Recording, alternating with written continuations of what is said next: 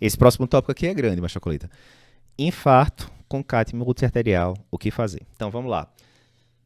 Metade dos pacientes com supra, por exemplo, tem lesões multiarteriais, ou seja, ele tem a lesão ocupada, a DA está fechada, mas tem alguma outra lesão relevante, 50%, 70%, os trabalhos definem de forma diferente. Vamos colocar 70%.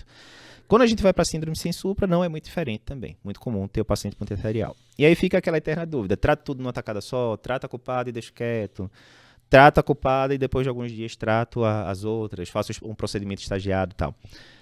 A diretriz deixou simples, né? Um fluxograma bem objetivo. Aqui, o que é que a gente deve fazer? Resume aí pra gente quais são as 3 colunas aí que a diretriz Vamos fala. lá. Tema bem interessante, dúvida frequente dos residentes e alunos e dos médicos em geral, cardiologistas ou não Aí, ó, cardiologistas. quando tiver, agora você fala, vai ver ali. Eu não vou explicar vai não, vai ver, ver não vou o explicar. podcast lá. E vamos falar o que diz a diretriz e o que a gente talvez já modificaria em relação à diretriz com os trabalhos que o ESC acabou de mostrar pra gente. Perfeito. Primeiro, paciente teve infarto com supra, tá? Teve infarto com supra, abordou a lesão culpada e está em choque cardiogênico. Está em choque cardiogênico, vai ficar no primeiro momento só na lesão culpada. A gente sabe que, diferentemente do que a gente aprendeu na residência, como as coisas mudam, por isso que precisa de estudos bem feitos.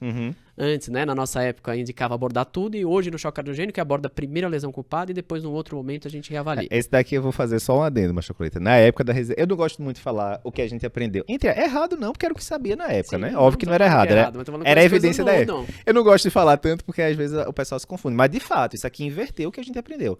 O que a gente aprendeu na época, lá nos vídeos de 2010, era infarto com supra, você abre a culpada e sai fora. Mas, se o paciente estiver chocado, você sai abrindo tudo, porque quanto mais sangue chegar ali para aquele miocárdio em risco, melhor para o paciente sair do choque. Aí, em 2017, chegou o Culprit Shock, né? Que foi esse trabalho que avaliou exatamente isso, choque cardiogênico. E aí, o que é que ele viu? Se você abordasse tudo de cara, no primeiro mês o paciente evoluía pior, depois de um ano até não tinha muita diferença não, mas o resumo da ópera é, aborde só a culpada e depois você resolve o resto.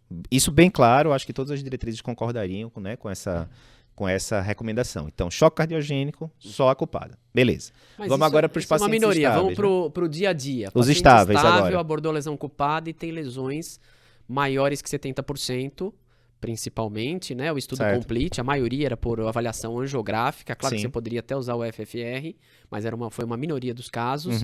Então, abordei a lesão culpada, tem uma outra lesão acima de 70%. Certo. Eu poderia abordar essa lesão durante a internação hospitalar ou até 45 dias após a alta.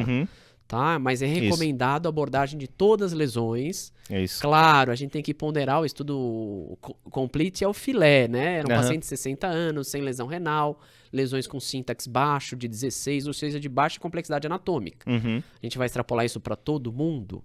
Para todo mundo não, sabe que tem casos muito mais complexos. Tá? Então essa é a recomendação. Aí a grande dúvida, né? Aqui ele até coloca, viu, Machacolita? Que ele bota que a revascularização nesse caso poderia ser já no evento índice, né? No procedimento índice, ou seja, ele já engloba o estudo que a gente discutiu depois, né? Que foi o... Isso, acho que talvez aumentasse o nível de evidência. Né? O Multistars. O Multistars, tava lembrando aqui o nome. Ou até 45 dias depois por causa do complete, né? Então ele já meio que já englobou tudo, na verdade. Será que ele já sabia alguma coisa ali no Multistars? Não sei. Mas já botou aqui como classe 1, né? Então já ficou bem atualizado esse daqui, né? Resumindo. Eu acho que a tendência, como a gente falou, né? Se possível, fazer no mesmo procedimento. Foi um procedimento tranquilo, o paciente não tem doença renal avançada, já resolve, é melhor para o paciente, diminui o tempo de internação. Tá? Então, se possível, fazer no mesmo procedimento.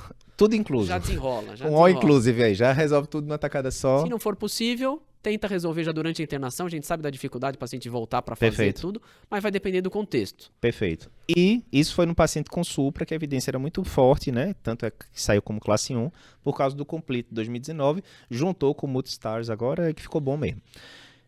E sendo síndrome sem supra, o que é que ele recomenda? Ele recomenda, com uma evidência menor que com supra, você também considerar a abordagem das outras lesões. Abordou a culpada, considerar a abordagem das lesões não culpadas, a revascularização completa, como 2A. Perfeito. Tá? Perfeito. Então, mas os estudos agora que a gente acabou de ver, o FIRE, né? Então, reforça mais ainda. Claro que o FIRE usou, né? O FFR e outras maneiras de avaliação funcional, mas eu acho que sim, a tendência vai ser abordar as lesões culpadas, inclusive, né, em idosos. Sim. Claro, a gente, às vezes... No estudo FIRE, os pacientes tinham 80 anos já de idade, né? Acima de 75, mas a média próxima de 80. Perfeito. Então, acho que a gente resumiu bem esse ponto, que é bem relevante.